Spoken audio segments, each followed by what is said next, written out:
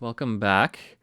Um, so next we're gonna talk about this thing called the circle of fifths. So you might have seen this before, if you took any kind of music lesson or anything like that, and you might have seen it and just said that just looks like a crazy symbol, and I don't know why that weird little diagram has anything to do with my life.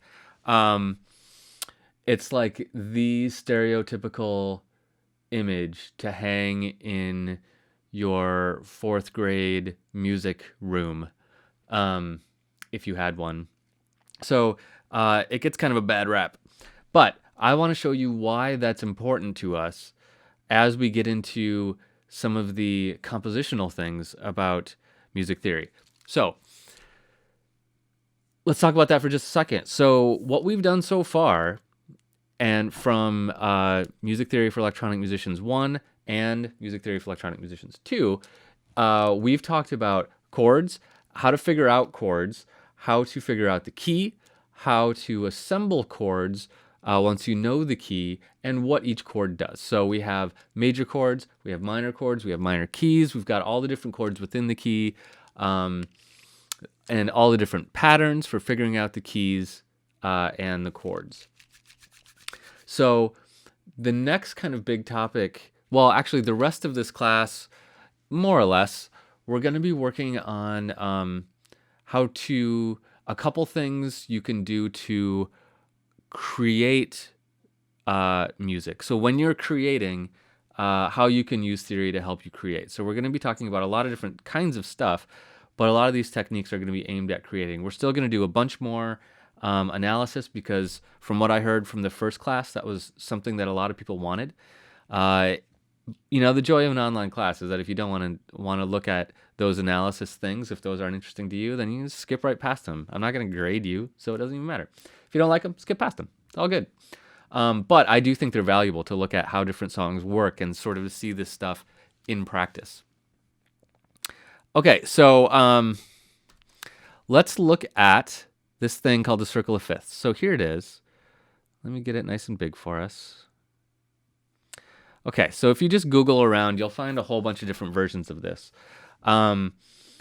So what I'm going to do first is just explain what it is, and then we'll cut to the next video, and we'll show how you can use it when you're writing a track. There's a bunch of different things we see in here. This shows us several things very efficiently. The first thing that shows us is the relationship of the relative major and minor. So we can see here that it's outlining all of the major keys and major chords along the outer circle and the relative minor on the inner circle. So we can look at C and we know that C, the relative minor of C is A minor. If I'm in the key of A minor, the relative major is C. It goes both ways. So it's a handy diagram to see all those really fast. So if you're in the key of E, we can tell that the key of E, the relative minor is going to be C sharp minor. So if we have the circle of fifths hanging around, we can just see that really fast based on this diagram. That being said, I don't expect you to print this out and hang it up in your studio. I've never gone into a recording studio that had a poster of the circle of fifths on the wall. I don't know what I would think if I did walk into one. But regardless, it's good to know. You can also figure these things out for yourself. You know how to figure out the relative minor of all these keys based off the scale.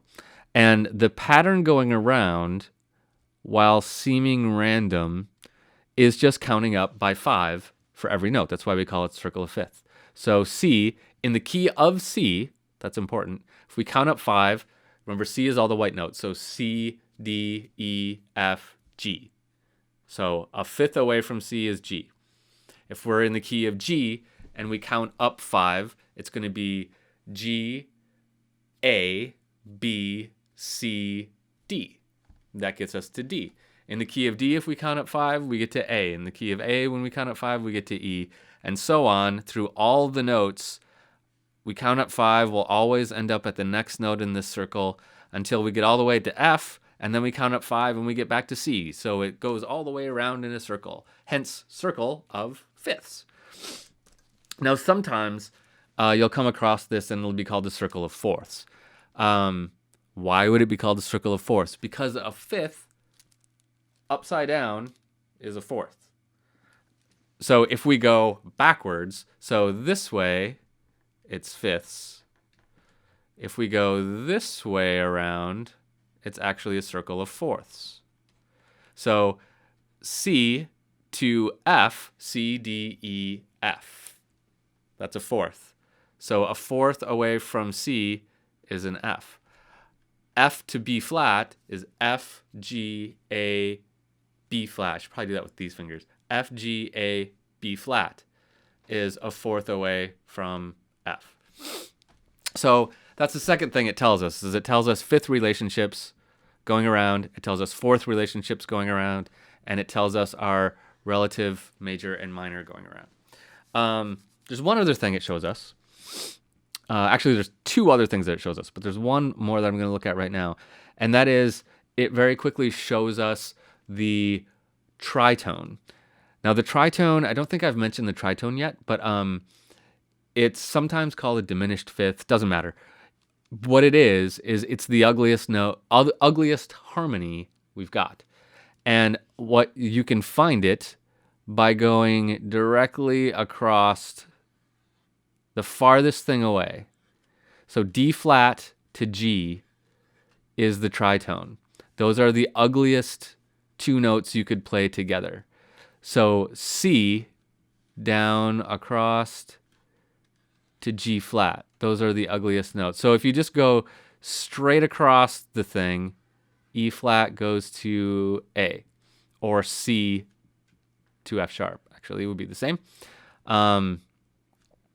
So if you go straight across, you find the tritone. Now, the tritone is this weird, this weird sounding interval. It doesn't sound good.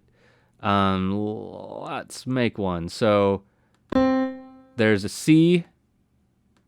If we go C directly down, we get a G flat or an F sharp. Same note. There's one. So let's do it like this. Let's make these nice and long. We'll hear them one after the other. Okay, now we're going to alternate between C and F sharp. This is the tritone interval. It's the halfway point on the circle of fifths. It doesn't sound very good. Sounds a bit like a British siren. Let's hear them at the same time. So that tritone sound is generally considered one of the most dissonant things we can do. Other than a minor second, doing that, the two notes right up on top of each other. But very close to it would be the tritone. Now, there are ways to make the tritone sound good.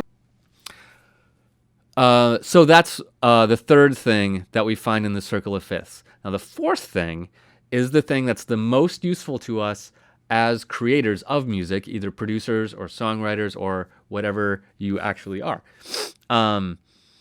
And that fourth thing, I'm going to leave as a surprise and push us over into the next video where we're going to deal with just that fourth thing.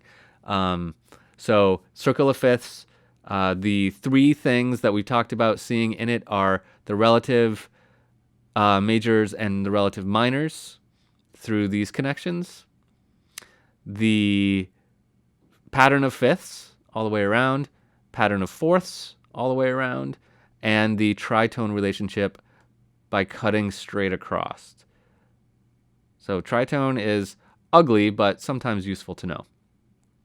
Okay, see you in the next video.